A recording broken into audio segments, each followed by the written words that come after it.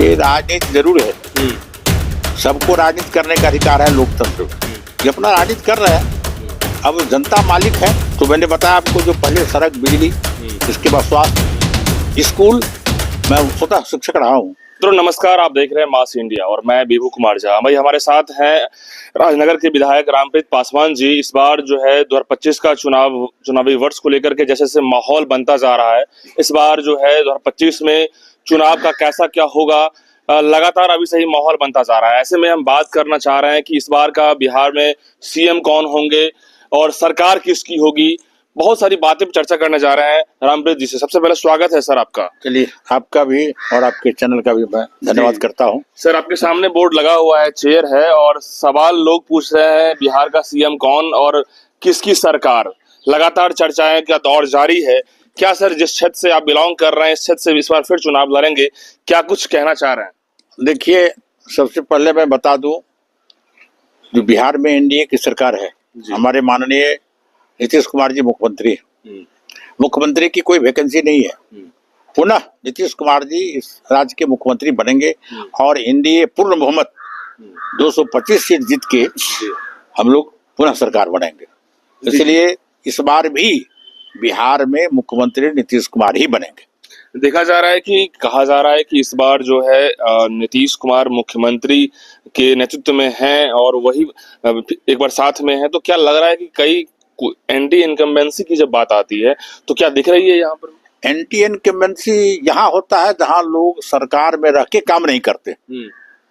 हम लोग सरकार में रह के इतने काम किए हैं, जनता का जो काम था उससे आगे बढ़ के हम लोगों ने जनता का काम किया है।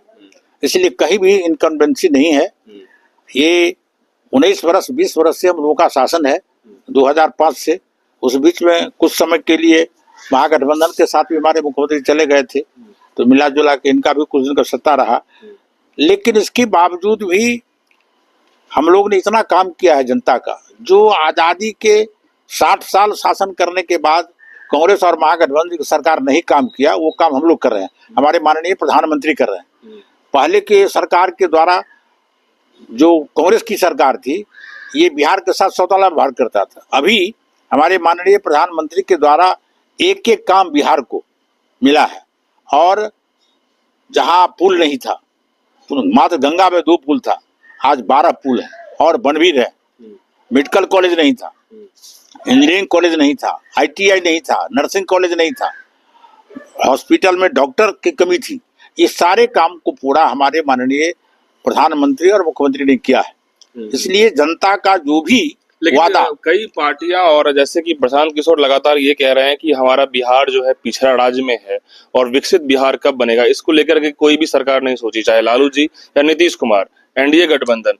अब लगातार प्रशांत किशोर कह रहे हैं कि हम वो विकास चाह रहे हैं जो बिहार में अदर स्टेट से लोग जो है, जो लोग मजदूर जो जा रहे हैं वो हमारे स्टेट में आए, इंडस्ट्री बढ़ेगी, एजुकेशन हाईटेक होगा, इस तरह के डेवलपमेंट जरूरी है। ये तो घिसी पीटी वाली बात हो जाती है। ये प्रशांत किशोर तो सबसे पहले राजनीतिक है नहीं जी। ये तो नौकरी करते हैं, जो हम आपको जिता देंगे, हम आपको दिखा देंगे। तो पूरे भारत में घूम के नौकरी करके बढ़िया पैसा कमा लिए हुए हैं और पैसा पर लोगों को रखे हुए हैं। बिहार में बदलाव चाहते। क्या बदलाव चाहते हैं? बिहार गरीब राज्य है, उनके कहने से थोड़े हो जाएगा। गरीब राज्य था, अभी वर्तमान में गरीब राज्य नहीं है बिहार। गरीबी रेखा से बहुत लोग ऊपर उठ गए हैं। पूरे भारत में 25 करोड़ लोग गरीबी रेखा से आगे बढ़ा। हमारे ही जहाँ हम खड़े हैं उस गांव में एक भी पक्के का मकान नहीं था। राजद और कांग्रेस के समय में एक भी पक्का का, इंक्लूड मैं भी फूस के घर में था। और आज देखिए मेरे गांव में एक एक पक्के का मकान बन गया। प्रधानमंत्री के द्वारा बना, मुख्यमंत्री के द्वारा बना, वो स्वतः लोग अपने कमा के बना लिया। इस गांव में जब मैं एमएलए बना तो कच्ची सड़क थी। मैं एमएलए बना हूं तब इस गांव का सड़क बनाया जी।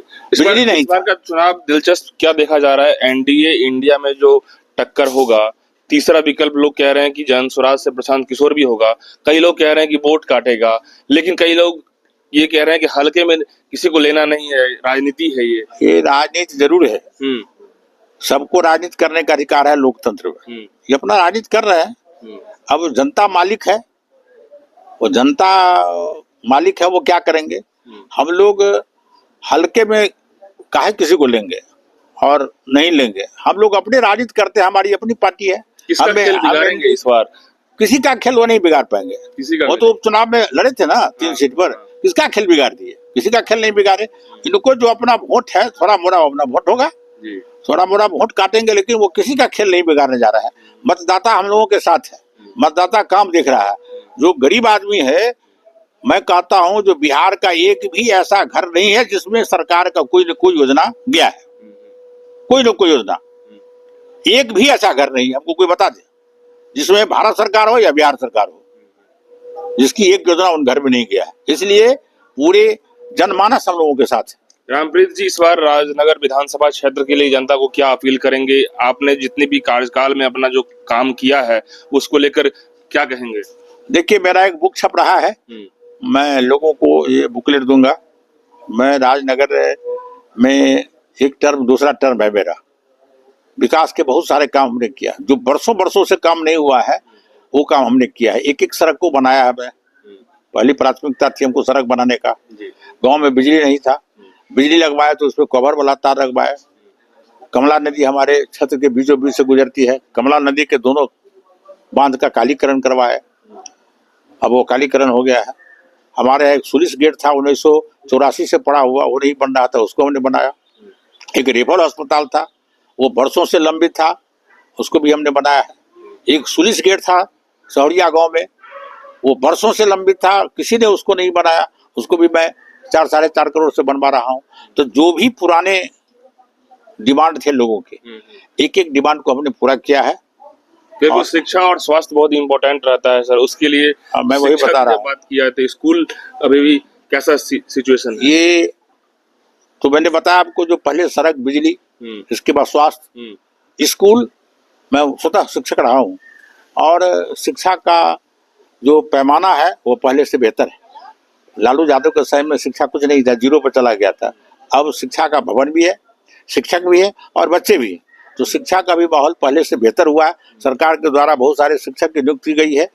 स्वास्थ्य विभाग में पहले डॉक्टर नहीं था, अब डॉक्टर भी है और नर्स भी है, दवा भी है, मुफ्त में दवा भी है। प्रधानमंत्री के द्वारा जो दवा दिया जाता है वो भी दवा है। एक एक अस्पताल, जहाँ हम लोग पहले प्राथमिक स्वास्थ्य केंद्र में नहीं पहुंचते थे, अब रेफरल अस्पताल तक हम लोग पहुंच गए हैं। उप स्वास्थ्य केंद्र में थोड़ी कमी है, जहाँ ANM का पदस्थापन है, अब वहाँ भी धीरे धीरे हम लोग पहुंच रहे हैं। और हर टोला में जो उप स्वास्थ्य केंद्र है उसको भी हम लोग अच्छा कर रहे हैं, उसका भवन भी बनवा रहे हैं। तो स्वास्थ्य और शिक्षा दोनों को हम लोगों ने लिया है और पहले से बहुत बेहतर शिक्षा और स्वास्थ्य हमने किया है। जी, आपके अगेंस्ट में रामअवतार पासवान पिछली बार थे, उनको 20,000 वोट से आपने हराया। इस बार क्या कुछ रहेगा? देखिए, वो तो राजनीतिक दल है, कौन आएगा नहीं आएगा वो तो नहीं मुझे कहना है, कौन खड़ा होंगे। अपना उनका वोट है, मेरा वोट है। तो हमको जो वोट देंगे, इस बार से ज्यादा वोट से, उस बार पहली बार 10 तो 20, इस बार हम 40,000 वोट से जीतने जा रहे हैं और मतदाता मेरे साथ है। बिल्कुल बिल्कुल। तो बिल्कुल देखिए, रामप्रीत पासवान जी हैं, कह रहे हैं कि इस बार जो है ज्यादा से ज्यादा संख्या में हम जीतेंगे वोट से। इस पिछले बार 20,000 वोट से जीते, 40,000 वोट से, क्योंकि इन्होंने काम किया है। बता रहे हैं कि हर क्षेत्र में जितने भी कार्यकाल में इन्होंने समय दिया है, अपने क्षेत्र में काम की बातें की है। बखूबी शिक्षा हो, स्वास्थ्य हो, इंफ्रास्ट्रक्चर हो, सब पे सर ध्यान दे रहे हैं। और अभी भी क्षेत्र में ही सर विजिट करने जा रहे हैं। अनराठाड़ी में शिलान्यास है और देखा जाए तो इस राजनगर क्षेत्र में जो है कहीं ना कहीं सर व्यापक स्तर पे लगे हुए हैं। इस बार भी सर का काफी कॉन्फिडेंट है कि हम जीतेंगे, काफी ज्यादा संख्या वोट्स हो। आप क्या कुछ सोचते हैं? कमेंट बॉक्स में बताइएगा। बहुत बहुत धन्यवाद।